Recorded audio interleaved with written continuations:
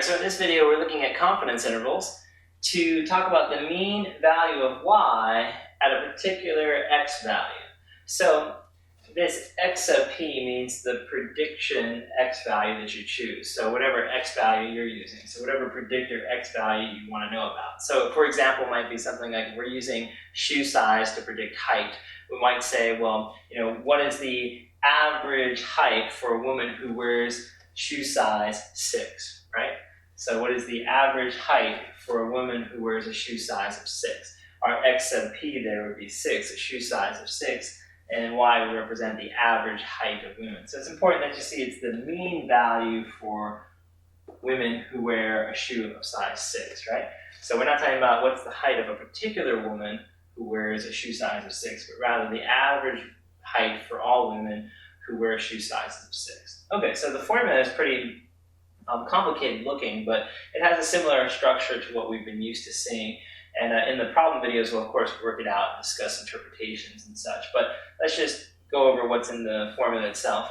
The generic form of the formula is the y hat value, which is your predicted value of y, of course, at this xp value, right? So you would plug in, for example, into your regression equation, the 6 foot, right, or the shoe size of 6, and that would give you the predicted height for a woman who wears that shoe size.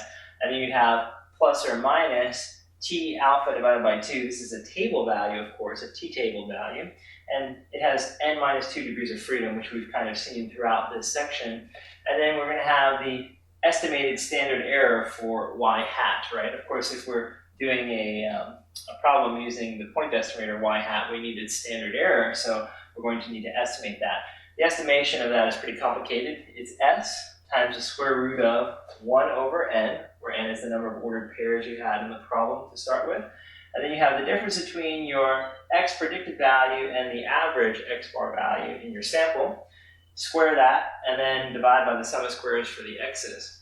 If you look at this formula, you can see that that standard error will shrink, it'll become smaller if you pick a predicted value close to your x bar value, right? Like ideally, if you pick x bar here for your xp, that would turn out to be 0. This whole term would cancel out, and your standard error would then be dependent upon simply the ratio of 1 over n and then s, right?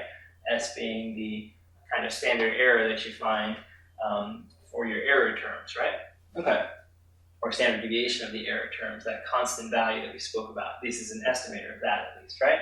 So either way, when you have this formula, essentially it's a matter of just plugging in all these quantities, so it's not necessarily conceptually difficult. The main thing is that you interpret the results correctly.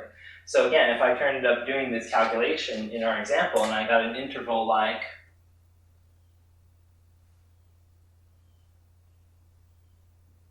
62 to 65, this might say, well, gee, for women who wear a shoe size of 6, their average height is somewhere between 62 inches and 65 inches. That would be the kind of result, right? And so again, we're talking about the average woman's height when the women wear a shoe size of 6. We're going to look at another example of this type of interval, but in that one, we're not going to be estimating the mean value of y. We're actually going to try to estimate the specific value of y for an individual woman. That's a lot harder to do in terms of to get a nice narrow interval. We'll have usually wider intervals when we do that. We'll see why in a moment.